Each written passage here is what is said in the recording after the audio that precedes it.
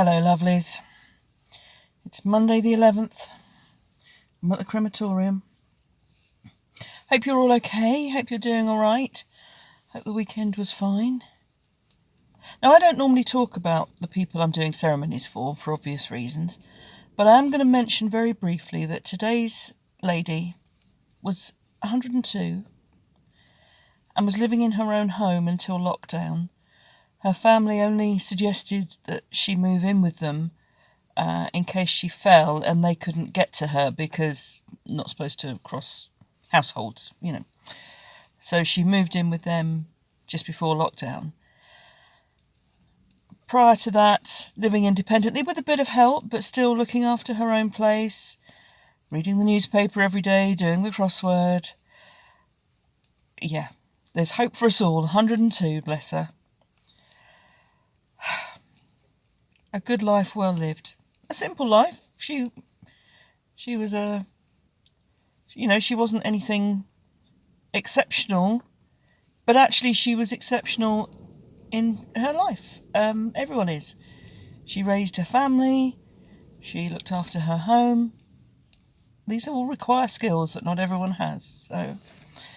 So yes, it really is a celebration today, which is lovely.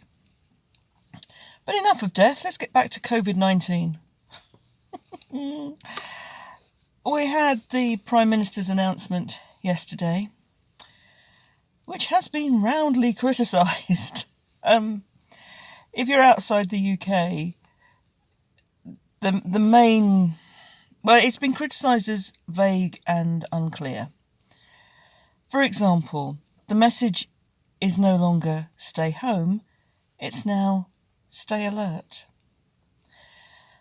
Now, I've been staying alert for years. I look out for unattended bags and I don't cross the road without checking for oncoming cars. I'm alert a lot of the time. It just seems a really odd shift. And this seems to be because the encouragement is to get people back working. And I completely understand that we need people working. We need the economy to keep moving. But it felt last night as if at 7:00 in the evening he was saying, you can all go back to work tomorrow. Great. What if you have kids and they're not back at school? And then they were saying, don't use public transport, use a car. Okay, so where are all these cars going to park? It just seemed to be ill thought out. Now, in fairness, more details are going to follow today, so we'll know more this afternoon. But as a message to the public, it wasn't all that great, I'll be honest. And certainly in the devolved administrations, so in Scotland, Wales and Northern Ireland, they're saying, no, stay home is still the message. You can stay alert if you like, England, but we're going to stay at home. So it's all very up in the air at the moment, or it feels that way. I mean, it's not. The reality is it's the same as it was, with a couple of exceptions. One being unlimited exercise, whereas previously it was go out once a day. And the previous ruling was not to drive to your place of exercise, stay where you are. They're now saying you can drive wherever you like for your exercise. Those of us in coastal towns are a little concerned that the world and his dog is going to come to the beach and we're all going to catch the COVID-19. Of course, the overarching thing is still social distance, but how easy is that going to be on a stranded promenade? Anyway, time will out. We will know more this afternoon. Or the promises will know more this afternoon. Let's see if the promise is kept. Take care, all. Hello, lovelies. Well, my work is all done. So I decided to tackle a project. And, well, two projects actually. I've recorded a bit of footage. I'm going to redo the opening titles of my podcast. Same music, just going to change the images. I realised when and had a question about some of the yarn in my stash. As I was looking at those opening shots, a lot of that stash isn't there anymore because it's been used, so I thought I would update that a little. And then my second task was to work out the stitches that I needed for a circular yoke sweater for the pieces that I made on the machine. And a perfectly reasonable question was asked about that. Why didn't I think of that before? Yes, you're absolutely right. The reason why is because I was having a bit of a mare with the machine. Something was working, so I thought I'd go with it. I like the challenge. Sometimes it's nice to reverse engineer stuff, sometimes it's nice to go forward. So either way, I was looking through the patterns that I'd got, and then I realised I have the mother of all knitting maths books. And actually one of the designers who was mentioned when Valerie from Texas was asking about resources, I don't know why I didn't think of this one. Anne Budd, the Knitter's Handy Book of Sweater Patterns.